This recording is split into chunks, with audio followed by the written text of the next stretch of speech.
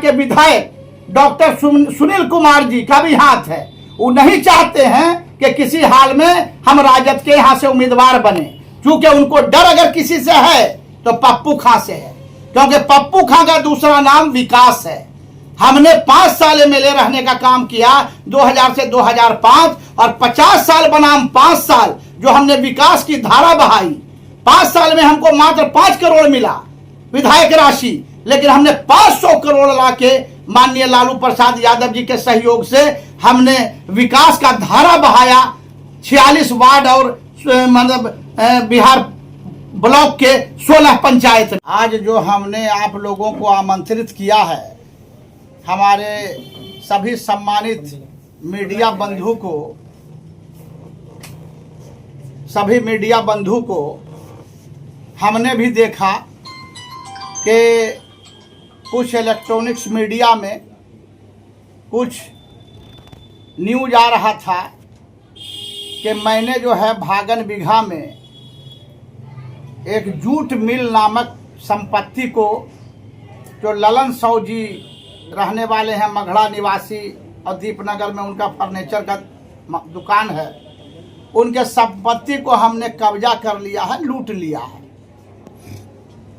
तो आप लोगों को मैंने अभी सारा पेपर दिखाया, एक एक पेपर हमने आपको दिखाया। ये संपत्ति मुंशी महतो जी नाम के व्यक्ति का था,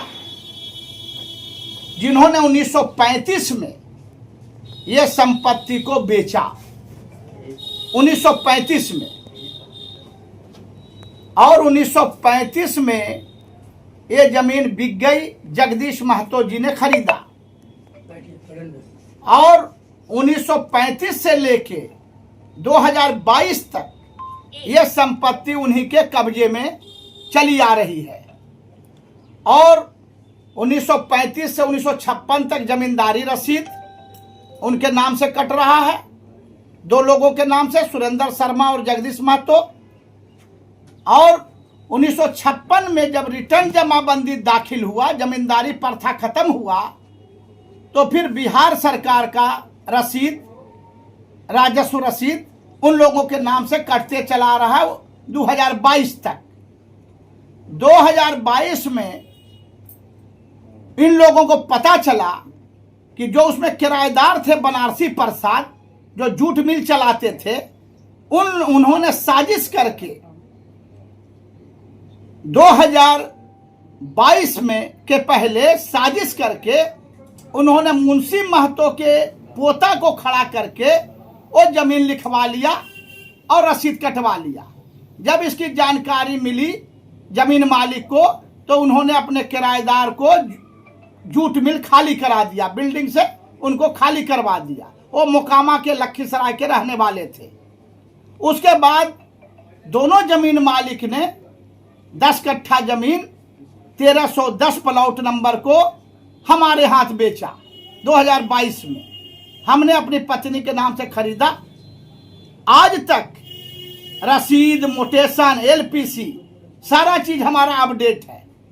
लेकिन जब बाद में हमको पता चला कि बनारसी प्रसाद ने ये जमीन को ललन साव के हाथ बेच दिया है 2021 में चुपचाप, तो हम लोगों ने ललन साव के रजिस्ट्री को तोड़वाने के लिए और बनारसी प्रसाद के जाली रजिस्ट्री को तोड़वाने के लिए हम लोगों ने सिविल कोर्ट में टाइटल सूट किया, जो टाइटल सूट नंबर 444 अभी चल रहा है। फिर उनके रसीद को रद्द कराने के लिए हम लोग एडीएम साहब के यहाँ गए जमाबंदी रद्दीकरण कराने के लिए। तो एडीएम साहब ने ऑर्डर पास किया और डीसीएलआर साहब ने भी ऑर्डर पास किया कि चूंकि ये मामला सिविल कोर्ट में लंबित है, टाइटल सूट चल रहा है, तो हम इसमें कुछ नहीं कर सकते हैं, जो फैसला होगा सिविल कोर्ट से होगा। इसके बाद ललन साव ने हमारे जमीन पर 144 लगाने के लिए एसडीओ साहब के यहाँ मूव किया, तो हम हाई कोर्ट चले गए। हाई कोर्ट ने ऑर्डर किया कि चूंकि मामला टाइटल चल रहा है तो 44-45 नहीं चल सकता है, उस पर ऑनरेबल हाई कोर्ट ने रोक लगा दिया। इस बीच माननीय मुख्यमंत्री जी आए थे डेंटल कॉलेज उद्घाटन करने, उसमें ललन साहू ने जा करके शिकायत किया माननीय मुख्यमंत्री जी से कि पप्पू खां हमारे संपत्ति को कब्जा किए हुए हैं।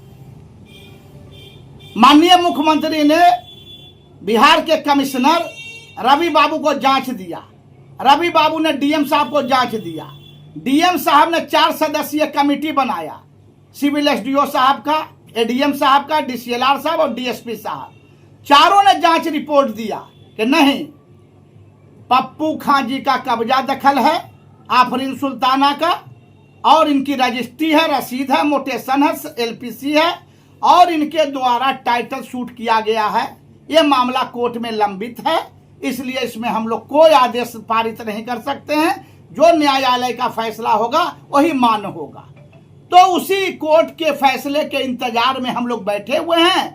तो पता चला एक दिन कि मघड़ा निवासी विनोद बाबू एडवोकेट ने एक दिन 10 बजे रात में हमको बुलाया कि विधायक जी आइए, एक कप चाय पीजिए मेरे यहाँ।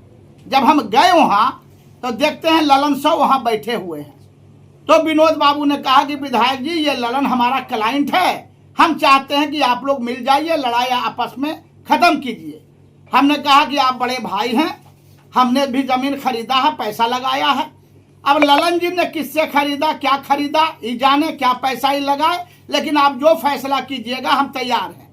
हमने कहा कि जमीन का कीमत लगा दीजिए, और या तो ये आधा पैसा हमको दे दें, हम हट जाते हैं, या आधा पैसा ई ले लें, ये हट जाए। हम जनप्रतिनिधि हैं, हम लड़ाई झगड़ा नहीं चाहते हैं, मामला को खत्म किया जाए। वह आदमी क्या किया कि मेरी सब बात को मोबाइल पर रिकॉर्ड किया, और दूसरे दिन जाके दीपनगर में फॉल्स केस किया कि हम उसके घर पर आए थे रंगदारी मांगने के लिए 1.5 करोड़ कि रंगदारी दीजिए जमीन, तब हम छोड़ेंगे। तो केस हुआ, हमने एसपी साहब के आवेदन दिया, डीएसपी साहब ने सुपरविजन किया। विनोद बाबू ने, जिनके यहाँ पंचायती हो रहा था, विनोद बाबू ने स्पष्ट बयान दिया कि ये झूठ बोल रहा है ललन साहू, बिल्कुल झूठा है। हमने विधायक जी को बुलाया था पंचायती के लिए, विधायक जी मेरे कहने पर आए थे मघड़ा, कोई रंगदारी मांगने, और इसके घर पर थोड़ी गए थे। विनोद बाबू के बयान पर सुपरविजन हुआ और केस जो है रद्द हुआ, दीपनगर में जो केस हुआ था। फिर बाद में वही रंगदारी का केस उसने वेना थाना में किया 6 महीने के बाद, उसका भी जांच एसपी साहब ने कराया, और जायसवाल साहब डीएसपी थे, सुपरविजन किए, और वो भी केस निरस्त हुआ। तो ये जो है या तो एबनॉर्मल है, सुन लीजिए, ये व्यक्ति या तो मानसिक रोगी है, या फिर ये बीजेपी का कैडर है। तो जग जाहिर है, सब जानता कि बीजेपी का कैडर है ये ललन साहू।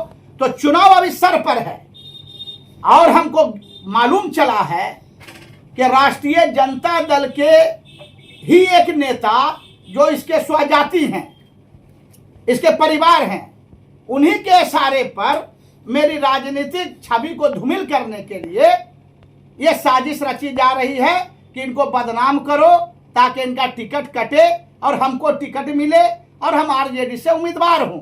और इसमें बड़ा हाथ जो है यहाँ के विधायक डॉक्टर सुनील कुमार जी का भी हाथ है। वो नहीं चाहते हैं कि किसी हाल में हम राजद के यहाँ से उम्मीदवार बने, क्योंकि उनको डर अगर किसी से है तो पप्पू खां से है, क्योंकि पप्पू खां का दूसरा नाम विकास है।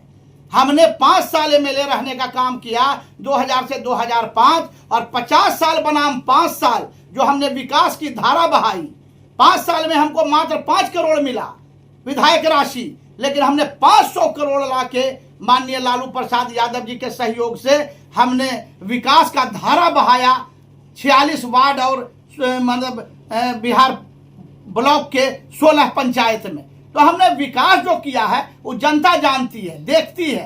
तो डॉक्टर सुनील कुमार जी को डर हमसे है कि ये कहीं कैंडिडेट बन के आ गए तो इस बार हमारा जमानत जब्त होगा। तो इस तरह की साजिश हमको बदनाम करने के लिए किया जा रहा है, लेकिन उससे कुछ होने वाला नहीं है। आप लोग चौथी स्तंभ है हमारे, मीडिया हमारी ताकत है। हम जो भी बात रहेगा आपके माध्यम से समाज के बीच में हम रखने का काम करेंगे, और हमको कोर्ट पर, न्यायालय पर बहुत आस्था और विश्वास